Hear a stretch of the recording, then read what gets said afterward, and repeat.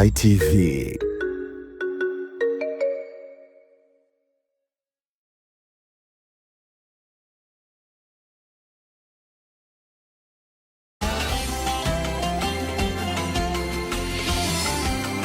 Morning Sky.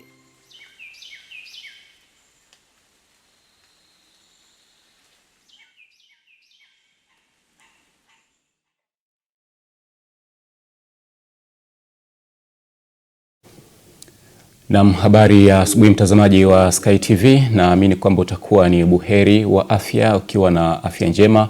Hongera kwa wewe ambaye umekwisha kufika katika eneo lako la kazi ukipambana katika majukumu ya hapa na pale, lakini pia kwa wewe ambaye ndio kwanza unajiandaa kuelekea katika majukumu yako, basi nakukumbusha tu kwamba una mchango mkubwa sana katika ujenzi wa taifa. Kwa hiyo ungana na Watanzania wengine katika kuwajibika katika maeneo yetu ili kusudi kuyaleta maendeleo. Ndani ya Morning Sky tuna mengi ambayo tunayazungumza, na kipekee leo tunaye mgeni hapa studio ambaye tunakwenda kuzungumza naye kuhusiana na masuala mazima namna basi jamii inavyoshiriki katika kuwezesha kundi la wanawake katika masuala ya kiuchumi. Ninayekualika hapa naitwa Pius Jayunga, lakini kumbuka tu kwamba Morning Sky inaletwa kwako kwa udhamini mzito wa shirika la bima Zanzibar ZIC, ndio ambao tunakwenda nao sambamba hapa studio kwa uzuri kabisa. Basi kama una chombo chako, una nyumba yako, ama una mali yoyote ambayo unatamani kuikatia bima kutoka ZIC, ikatie sasa hivi ili kusudi ikuweke katika wakati mzuri. Linapotokea lolote basi ambalo linaumiza, ukiwa tayari una bima kutoka ZIC, hauna majonzi tena, kwa sababu ZIC wapo kwa ajili ya kukukava wewe pamoja na mali zako ambazo unazimiliki. Tunaye hapa studio Kitolina Kipa. Yeye ni mwenyekiti wa SACCOS ya Jukwaa la Uwezeshaji Wanawake Kiuchumi, akiwa hapa kwa ajili ya kutujuza mengi juu ya yale ambayo yanaendelea katika taasisi hiyo. Na kumbuka tu kwamba hili ni Jukwaa la Uwezeshaji Wanawake Kiuchumi. Tunaamini kwamba wanawake wakiwezeshwa, basi wanapowezeshwa wao tayari mafanikio yanapatikana, kwa sababu wanao mchango mkubwa katika kuchochea maendeleo katika familia, jamii na vile vile taifa kwa ujumla. Kwa hiyo tuko naye hapa, tutayazungumza mengi. Karibu sana. Asante sana. Na habari za huko tokako? Njema kabisa. Tunashukuru Mungu, tunaendelea vizuri. Sawa sawa. Jina langu kama ulivyotambulisha, ndio ni Kitolina Kipa. Mimi ni mwenyekiti wa SACCOS ya wanawake Dodoma. Kama tunavyofahamu kwamba wanawake wamekuwa kila wakati wanajishughulisha na kuhangaika namna ya kupata uchumi kwa ajili ya familia zao. Sasa kwa Dodoma tunalo Jukwaa la Uwezeshaji Wanawake Kiuchumi, na majukwaa haya yalianzishwa na Mheshimiwa Rais wa Jamhuri ya Muungano wa Tanzania, Dr. Samia Suluhu Hassan, wakati huo akiwa makamu wa rais. Yeye aliona pia umuhimu wa namna ya kuwaunganisha akina mama katika swala zima la kujitafutia uchumi, la kuongeza kipato katika maisha yao. Kwa hiyo akaanzisha haya majukwaa ya uwezeshaji wanawake. Majukwaa haya yapo kila mkoa, na kwa Dodoma ndio tunalo hilo Jukwaa la Uwezeshaji Wanawake.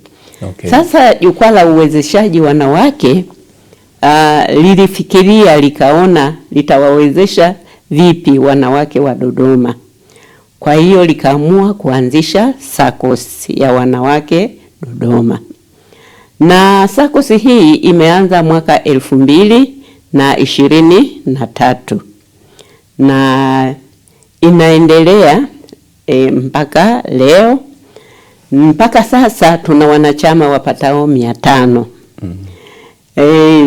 Sifa za kuwa kwenye SACCOS hii ni mwanamke yeyote ambaye anaishi Dodoma, lakini tunapendelea sana wale wajasiria mali, kwa sababu SACCOS yetu inataka kuwainua wale wanawake ambao ni wa hali ya chini, ili waweze angalau kupata uchumi ule ambao utasaidia familia zao. Kwa hiyo mpaka sasa tuko 500. Sawa, ni kukatisha hapo. Umesema kwamba ni mwanamke yote ambaye tayari ni mjasiriamali. Sifa ya kwanza ni kuwa mwanamke, lakini sifa ya pili manake lazima uishi Dodoma. Uishi Dodoma na vile vile uwe ni mwanachama katika jukwaa. Sasa si ndio maana jukwaa imezaa hiyo SACCOS. Sawa sawa. Sasa kabla ya kwenda mbali zaidi, tukitazama hapo katika madhumuni ya kuanzishwa kwa jukwaa hili ni kuwasaidia wanawake katika masuala ya kiuchumi. Uwepo wa jukwaa linawakutanisha wanawake kwa pamoja, si ndio? Ndio. Na kuwa na sauti moja katika kuwainua kiuchumi ninyi wenyewe. Pengine kuna shughuli zingine ambazo zinafanywa na jukwaa lenyewe ili kusudi basi kuona namna gani wanawake wanafanikiwa katika shughuli zao za kiuchumi, zaidi ya kwamba mwanamke tu amekuja tayari ni mjasiriamali. Jukwaa linafanya shughuli zingine pia, kwa sababu katika kuwainua wanawake kiuchumi kuna mambo mengi. Kwanza, mwanamke anatakiwa ajifahamu, ajitambue, ajue kwamba yeye ni nani katika jamii. Sasa jukwaa la uwezeshaji wanawake kiuchumi mara nyingi linaandaa mafunzo mbalimbali ambayo linawapatia akina mama. Mafunzo mbalimbali ni ya kuhusu pengine huduma mbalimbali zinazotolewa na taasisi mbalimbali. Kwa mfano, unaweza ukawapa wanawake mafunzo ya namna kodi zinavyolipwa ili anapofanya biashara ajue namna ambavyo atalipa kodi. Lakini pia unaweza ukampa mwanamke mafunzo ya namna ya ujasiriamali. Wapo VETA ambao wanatoa mafunzo mbalimbali kwa ajili ya kuwapa ujuzi wanawake. Sasa hiyo ni kazi ya jukwaa la uwezeshaji wanawake, kwamba inahakikisha kwamba inamwezesha huyu mwanamke ili angalau aweze kuwa na njia nyingi za kuweza kujikwamua kiuchumi. Kwa hiyo kazi mojawapo ya jukwaa inatoa mafunzo kwa wanawake, inaendesha semina mbalimbali. Lakini pia jukwaa limekuwa ni njia ya kuwaunganisha wanawake ili wawe na sauti moja. Kwa maana hiyo, hata serikali kwa mfano ikiwa na kitu cha kuwafundisha wanawake, ikipitia jukwaa inakuwa rahisi kuwapata wanawake. Kwa sababu wanakuwa tayari wameshajiunga. Hata taasisi zingine kama PPRA sasa hivi wanatoa mafunzo kwa ajili ya kuwaelimisha wanawake namna ya kutumia ile 30% ambayo serikali imetoa kwamba tenda zote zinazotolewa hapa nchini 30% itolewe kwenye vikundi vya wanawake. Sasa ili wanawake waweze kutumia hiyo fursa, lazima wafundishe, waelimishe, wajue ni namna gani wanaweza kuitumia hiyo fursa. Kwa hiyo jukwaa linawaunganisha wanawake kwa pamoja ili wawe na sauti moja. Sawa sawa. Jukwaa lenu limezaa SACCOS. SACCOS hii tangu imeanza mpaka sasa tunatamani kufahamu pia mafanikio yakoje, kwamba kuna wanawake tayari sasa mnawaweka kama machampions ambao wamenufaika kupitia uwepo wa hii SACCOS tangu kuanza kwake. Kama nilivyosema kwamba jukwaa la uwezeshaji wanawake ndio lililozaa SACCOS. Sasa SACCOS toka ianze kama nilivyoeleza kwamba ilianza mwaka 2023. SACCOS hii ilianza na wanawake 30 tu. Lakini sasa hivi ndio wapo 500. Na SACCOS hii inawafanya wanawake waweke akiba zao na wakope. Ndio faida ya SACCOS. Wanaweka akiba zao alafu wanakopa. Sasa kule kukopa, anakopa mara 3 ya akiba yake aliyoweka. Na kiwango chetu cha riba ni kidogo sana, ni 1% kwa mwezi. Sasa 1% ni ndogo sana, ni kama mtu amekupa hela kwamba katumia alafu nirudishie hela zangu. Kwa hiyo kwa kufanya hivyo sisi tuliona tunaweza tukawawezesha wanawake hata wale wadogo wanaouza mboga, ukimpa shilingi 100,000, ukimpa 50, anaenda nafanyia biashara, anapata ka faida kake, anarudisha ile hela. Kwa hiyo sisi tunaona kwamba SACCOS yetu imekuwa na faida sana kwa wanawake, na wanawake wanaojitokeza kwenye kukopa wako wengi. Kwa hiyo tunaona kwamba SACCOS hii kama Mungu atatusimamia ikaenda vizuri, itawasaidia sana wanawake. Na kuna taasisi ambazo zinahusika katika kuwezesha sio tu wanawake na hata pia vijana, makundi yote katika jamii. Mfano SIDO, kwa wale ambao wanatamani kuanzisha viwanda vidogo hivi kwa ajili ya ujasiriamali, kujiingizia kipato, kuna ushirikiano wote ambao mnaupata kutoka SIDO kwa ajili ya kuwapatia mafunzo na mbinu rafiki za kuanzisha viwanda hivyo ili kusudi muweze kunufaika kiuchumi?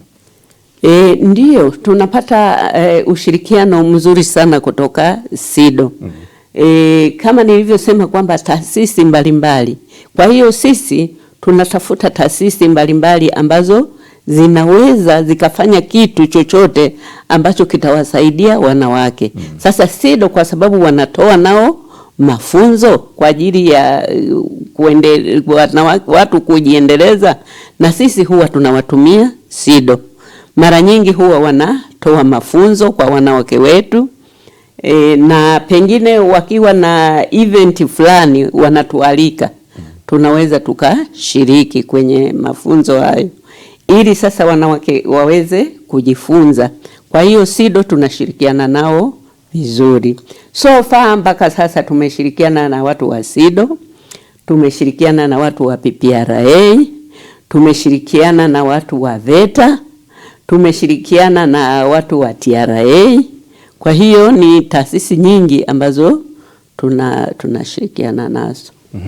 Pamoja na mafanikio ambayo umetujuza mwanzo kwamba kupitia jukwaa mmefanikiwa kuipata SACCOS, na SACCOS sio tangu imeanza wanachama 30 mpaka sasa wanafika 500. Kuna changamoto gani ambazo katikati hapa zinajitokeza ambazo huenda kuna namna zinawafanya mtikisike kidogo pengine katika kuendeleza jukumu lenu la kujiletea maendeleo? Changamoto zipo. Changamoto mojawapo ni wanawake wengine ambao hawawezi hawawezi kuamini kwamba hiki kitu kinaweza kikanisaidia. Kwa hiyo hii inakuwa ni changamoto kubwa kwetu, kwa sababu mnatumia nguvu nyingi kuwahamasisha wanawake. Lakini kama ingekuwa watu mumewaita wanawake, mumewaelimisha, wameelewa mara moja, ingekuwa ni rahisi. Lakini sasa kuna watu wengine ambao pia wanaweza wakaanza kuwakatisha tamaa, na wengine ambao wanataka kujiunga. Kwa hiyo inakuwa ni changamoto. Lakini pia changamoto nyingine ni kwamba katika kufanya biashara unaweza ukamkopesha mwanamke, lakini akatumia ile hela kwa matumizi mengine ambayo hakuombea. Kwa hiyo kurudisha kwake inakuwa ni ngumu. Kwa hiyo nayo inakuwa ni changamoto. Inabidi tufanye jitihada kubwa kuwaelimisha wanawake kwamba kama unakopa hela kufanya biashara hii, fanyia biashara hiyo ili hela iweze kupata faida na iweze kurudi. Lakini pia changamoto nyingine ni mtaji. Mtaji wetu sisi SACCOS tunategemea akiba za wanachama. Hatujaweza kupata labda mtaji kutoka mahali sosi nyingine, labda kwamba serikali ituwezeshe kwamba sasa tunawawezesha hivi ili muweze kusaidia kuwakopesha wanawake. Au hatujaweza kukopa benki, na Hatujaweza kukopa benki kwa sababu riba yetu inakuwa ni ndogo ambayo tunawakopesha wanawake. Kwa hiyo ukikopa benki unaweza ukashindwa kurudisha. Kwa hiyo bado changamoto inakuwa ni hiyo kwamba uhitaji wa wanawake unakuwa mkubwa wa mikopo kuliko mtaji tulionao.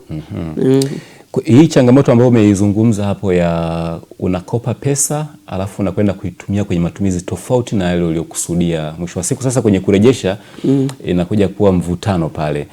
Kwa mazingira kama hayo, ninyi mnapokutana na changamoto hiyo, mnawasaidiaje hawa wanachama wenu ambao wamekwisha kukopa pesa kwenye SACCOS yenu na wamejikuta wamekwama kurejesha kwa sababu imekwenda kufanya kazi zingine tofauti na pengine ni katika kazi iliyokusudiwa, lakini mtu kayumba kidogo hapo, mtaji umetikisika?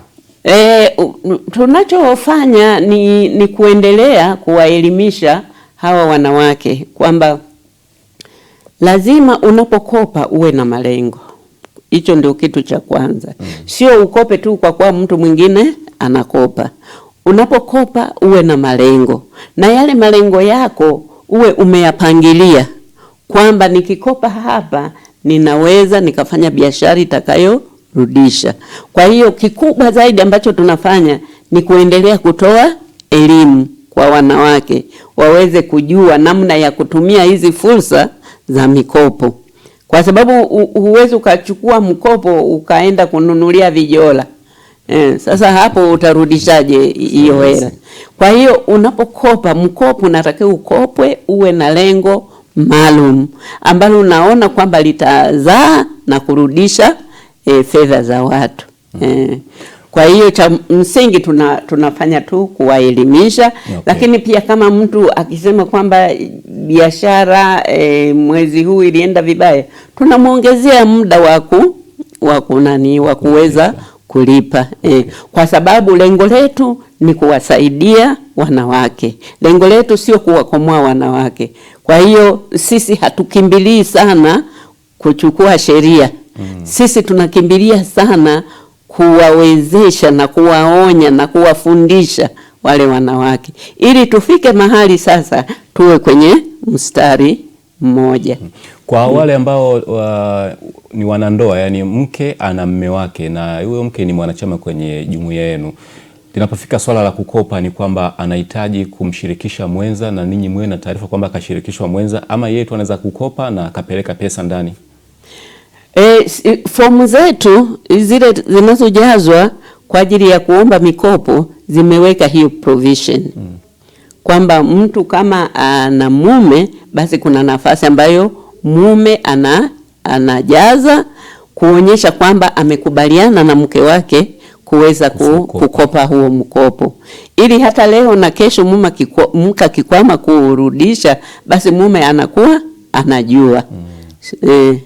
Kwa hiyo tumeweka hicho kipengele kwamba mume lazima atoe kibali kwa mke wake kukopa. Na wapo wanaume wengine ambao unakuta hata kwenye kurudisha marejesho ya huo mkopo, yani mume ndio unakuta ndio analeta marejesho nini. Kwa hiyo tunaamini kabisa kwamba wale wanawake wetu wanaokopa wana ushirikiano mzuri na waume zao. SACCOS ina wanachama 500. Ndio. Ukiutathmini mkoa wa Dodoma tu idadi ya wanawake ni kubwa kuliko idadi ya hiyo ya wanachama wa hiyo SACCOS. Natamani kufahamu ni mbinu zipi mnazitumia kuwafikia wanawake wengi katika mkoa huu wa Dodoma ili kusudi wawe ni wanachama kwenye jukwaa, lakini vile vile sasa waanze kunufaika na fursa ambazo zinapatikana kama hivyo mikopo kupitia SACCOS. Kwenye wanachama kwenye jukwaa, unajua jukwaa, yani ukisha kuwa mwanamke wewe unakuwa mwanachama wa jukwaa. Hakuna fomu ya kujaza kwamba sasa nataka niwe mwanachama wa jukwaa. Kwa hiyo jukwaa linabeba wanawake wote wa Dodoma. Sasa ukisha kuwa sasa kwenye SACCOS ndio huku kuna taka mtu ajaze fomu, alipe kiingilio ndio aweze kuwa mwanachama wa SACCOS. Kwa hiyo sisi tunachukua wanawake ambao wanaishi kama nilivyosema, wanaishi Dodoma, lakini pia ni wajasiria mali. Kwa hiyo ni mwanamke yeyote atakayependa.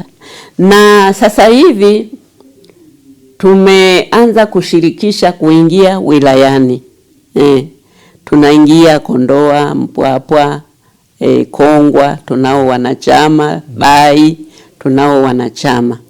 Kwa hiyo tunatamani kwamba kama tunasema ni SACCOS ya wanawake Dodoma, basi ikave angalau wilaya zote za mkoa wa Dodoma, ili tuwe na wanachama kule, wote tuweze kunufaika kwa SACCOS hii. Sawa sawa. Muasisi wa jukwaa ni Dr. Samia Suluhu Hassan, wakati wake wa makamu wa rais na sasa ni rais wa Jamhuri ya Muungano wa Tanzania. Natamani kufahamu kuna namna jukwaa linapata sapoti kutoka serikalini, pengine kuwezeshwa kifedha kwa ajili ya kuliwezesha lijiendeshe? Majukwaa ni kweli yameasisiwa na Mheshimiwa Rais alipokuwa makamu wa rais, lakini serikali haitengi mafungu kwamba kwa mfano kwamba tunachukua sasa fedha bajeti hii kupeleka kwenye majukwaa. Hilo halipo. Ambacho serikali inafanya ni kutengeneza mazingira wezeshi. Inatengeneza mazingira wezeshi ya hayo majukwaa kuweza kufanya kazi zake. Kwa hiyo kila jukwaa, kila mkoa wanaweza wakaanzisha kitu chao ambacho wanaona kwa mazingira yao kinaweza kikawasaidia wanawake kuleta uchumi. Lakini hakuna bajeti ya serikali ambayo inatengwa kwa ajili ya majukwaa. Na hicho ndio kilio ambacho tulikuwa tunafikiria kwamba tuiombe serikali, kwa sababu hiki ni kitu kimeasisiwa na serikali. Sasa kwa sababu ili kifanye na kifanikiwe, basi serikali ione namna ambavyo inaweza kusaidia hayo majukwaa ili waweze kuendelea vizuri zaidi. Okay. Lakini manake ni kwamba sasa kama hakuna mchango wowote wa fedha kutoka serikalini, ninyi sasa mnategemea labda ile mikopo ya 10% ambayo inatolewa na serikali kwa ajili ya kuwezesha makundi mbalimbali ikiwemo kundi la wanawake. Sasa ninyi mnatumia kama fursa hiyo? Sisi tunatumia fursa hiyo kama wanawake wengine wanavyotumia. Kama wanawake wengine wanavyotumia kuunda vikundi, mnaunda vikundi, mnaenda kujaza fomu, kuomba mkopo. Kwa hiyo na wanawake ambao ni jukwaa la uwezeshaji wanawake wanaomba hiyo mikopo kama mwanamke mwingine ambavyo anaweza kuomba. Kwa hiyo haipiti sasa kwenye SACCOS. Hiyo ni mwanamke anaomba moja kwa moja kutoka mamlaka inayohusika ambayo ni halmashauri ya jiji, ili aweze kupata huo mkopo. Sasa ninyi pia si ni kikundi cha hili jukwaa la uwezeshaji wanawake kiuchumi. Hamuoni kama na ninyi kuna haja ya kuendelea kunufaika na hiyo mikopo, kwamba kupitia jukwaa lenu, kwa sababu tunaambia mikopo inatolewa kwenye makundi, haitolewi kwa mtu mmoja mmoja? Sasa sisi kama jukwaa, jukwaa lina watu wengi. Kwa hiyo huwezi ukachukua watu wote wale kwamba ni kikundi kimoja. Tunachofanya ndani ya hilo jukwaa la wale wanawake, wanaunda vikundi vidogo vidogo, watu kuanzia 5, 10, 20, ambao sasa wanakuwa na malengo yao. Wapo vikundi wengine wameweka hata viwanda, wanakamua alizeti. Kwa hiyo katika hili jukwaa vipo vikundi vidogo mbalimbali vya wanawake ambavyo ndio kama wanataka kunufaika na huo mkopo wanaunda hicho kikundi. Sisi kama jukwaa, jukumu letu ni kuwatambulisha kwamba hawa kweli ni wana jukwaa. Kwa hiyo wanaweza kufikiriwa kupata mkopo. Mwanzo nakumbuka uliniambia hapa kwamba kuna wanawake ni kama wanachungulia hivi, wanarudi huko pako sawa kweli kujiunga huko baadaye anatoka. Sasa kwa hawa watu ambao wanakuwa wana mashaka ya kujiunga na jukwaa, mnatumia vishawishi gani ili kusudi waone kwamba kuna fursa nyingi ambazo zinapatikana kwenye jukwaa na sasa kuna haja ya kujiunga?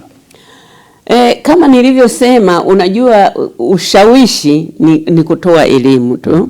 Ushawishi ni kutoa elimu, na pengine wakati mwingine wale waliofanikiwa kupitia jukwaa kutoa ushuhuda.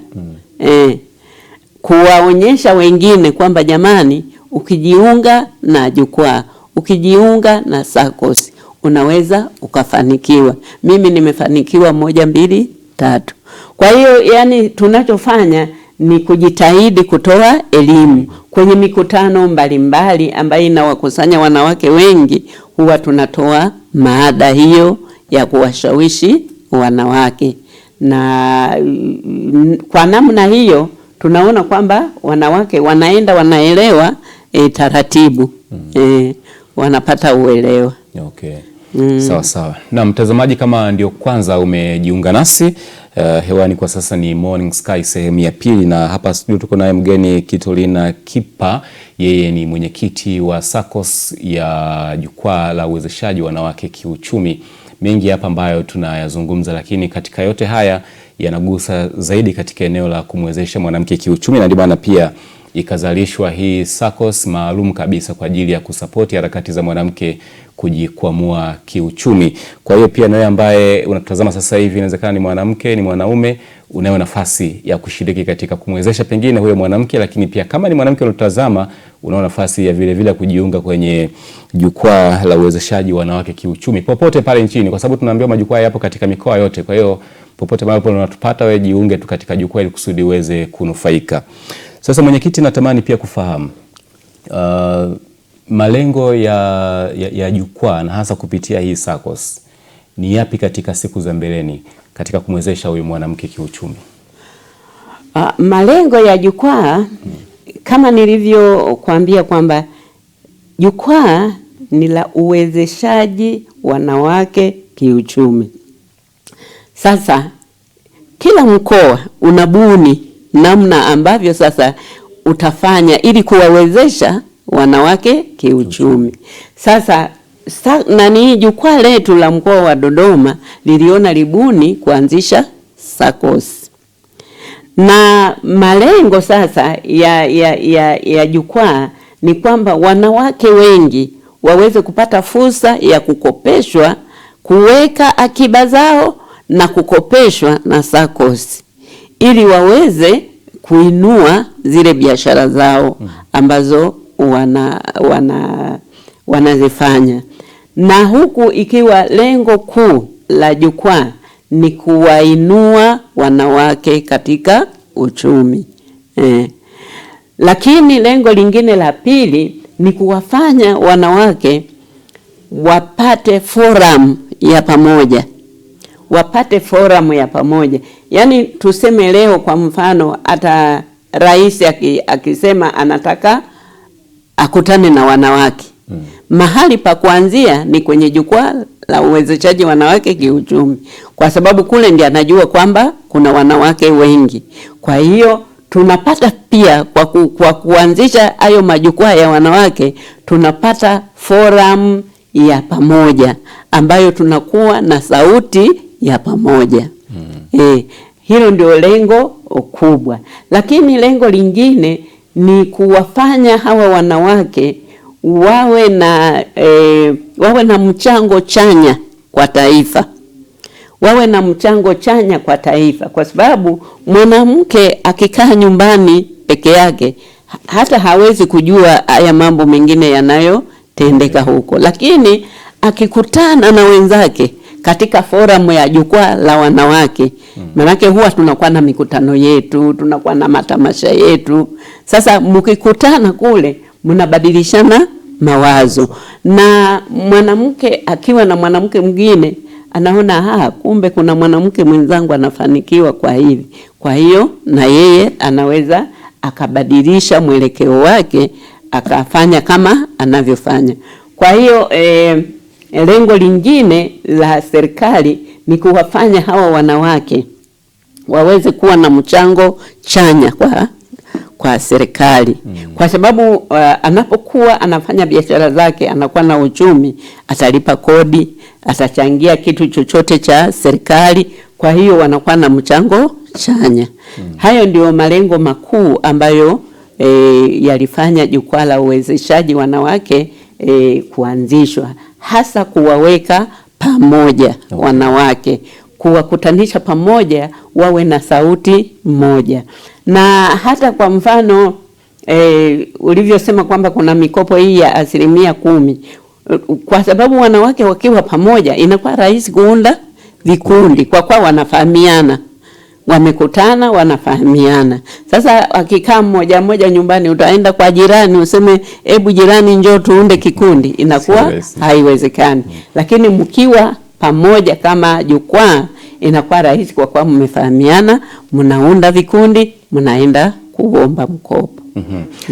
Mbali na hili jukumu mama la uwezeshaji wanawake kiuchumi kupitia jukwaa lenyewe, ni kwa namna gani jukwaa linashiriki katika kuhamasisha wanawake kusimamia malezi ya watoto, lakini pia kupinga vile vitendo vya ukatili ambavyo pengine katika jamii vinatokea? Jukwaa pia linashughulika na hayo. Sisi kama kina mama pia tunajishughulisha na malezi ya watoto.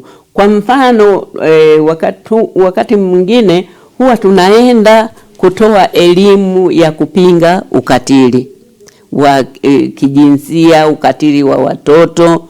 Huwa tunatoa elimu, lakini pia wakati mwingine tunaenda kwenye mashule kuwafundisha watoto juu ya kuwa na tabia njema, juu ya madhara ya kujiunga na makundi mabaya.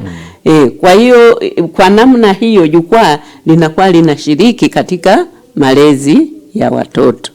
Na mpaka sasa tuseme kwamba jukwaa halijapokea malalamiko yoyote ambayo yanatokana na pengine mama kutokutekeleza majukumu yake ipasavyo katika familia? Jukwaa kazi yake sio kupokea hayo malalamiko. Ikitokea kama kuna mwanamke amekuja amesema, jamani, mimi mwenzenu nina changamoto hii kwenye nyumbani kwangu, mume wangu labda ametelekeza watoto, amefanya nini? Jukwaa ambacho linafanya ni kuwashauri, kumshauri huyo mwanamke aende kwenye ustawi wa jamii. Ndio.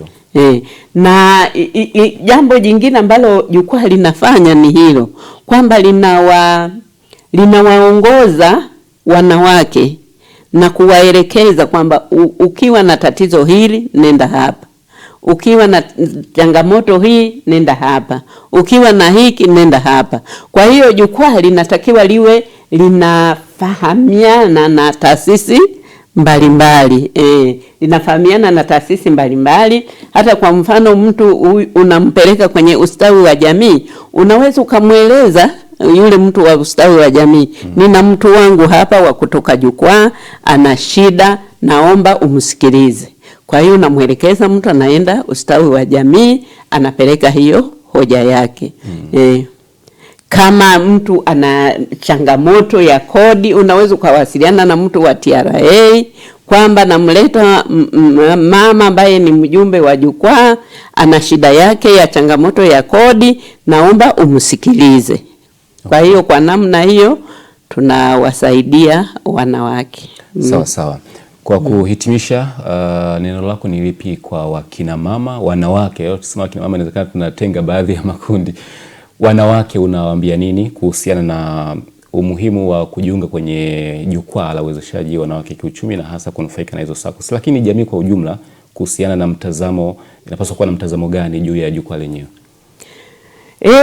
Mimi kama kiongozi, kama mwanachama wa jukwaa, ninawashauri wanawake wenzangu kwamba tubadilishe mtazamo wetu, tujiunge na haya majukwaa. Haya majukwaa yanatusaidia, tunajifunza mengi kutoka kwa wenzetu, hasa waliofanikiwa. Haya majukwaa yanatufungua mawazo, yanatupanua mawazo. Ndiyo. Tunakuwa na mawazo tofauti na ambavyo tulijifungia kwenye majumba yetu. Lakini ni washauri wanawake, kwanza tujitambue sisi wanawake, umuhimu wetu katika jamii, katika familia zetu na katika taifa. Sisi akina mama tuna umuhimu sana, lakini huwa hatujui kwamba tuna huo umuhimu. Tuna umuhimu kuanzia kwenye familia zetu, kwenye jamii na hata kwenye taifa. Kwa hiyo ni si wanawake wenzangu kwamba sisi akina mama kwanza tutambue wajibu wetu katika familia na katika jamii na katika taifa. Tukishajitambua hivyo, tufikirie swala la uchumi. Tusibweteke kutegemea kwamba mwanaume ndiye alete mpaka chumvi, mpaka pilipili, mpaka kila kitu. Wanaume sawa, wanatafuta kwa ajili ya familia, lakini mwanaume akitafuta akapata kipande, mwanamke akatafuta akapata mkaweka kwenye bakuli moja, familia itanufaika.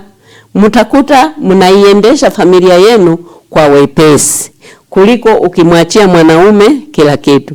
Kwa hiyo sisi wanawake tuwe na ile ari ya kutafuta kuwa na uchumi. Kutafuta kuwa na uchumi. Haijalishi ni kidogo kiasi gani, lakini angalau mwanamke uwe na kitu ambacho kinaingiza kitu kwenye familia yako. Na wanawake sasa, tukisha kuwa tumefikiria hivyo, tujali sasa pia ndoa zetu. Sisi kupata uwezo kuwa na fedha haimaanishi kwamba wewe ndio umebadilisha kabisa mambo ya ndoa. Tujali ndoa zetu, tuwaheshimu waume zetu, ndio tutakapokuwa tumefanikiwa vizuri. Kwa sababu familia ambayo mwanamke anamheshimu mume wake, utakuta inaishi kwa furaha na watoto wao na kila kitu, kuliko wewe ukijiona kwamba umepata ukaona sasa mimi ndio nimepanda mabegi. Mwanaume anabaki kwenye familia ni mwanaume.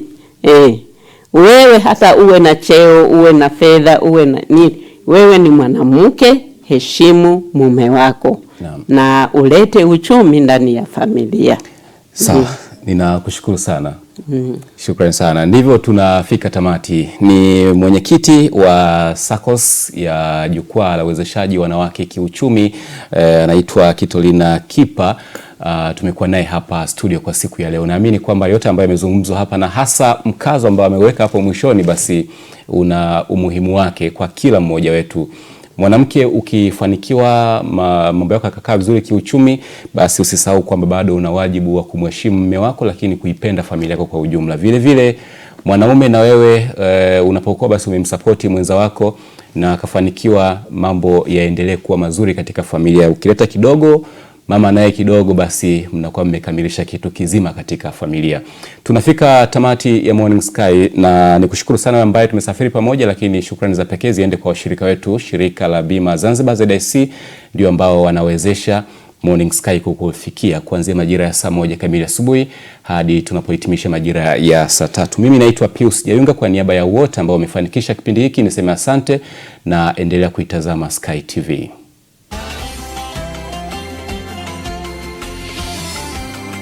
Morning Sky.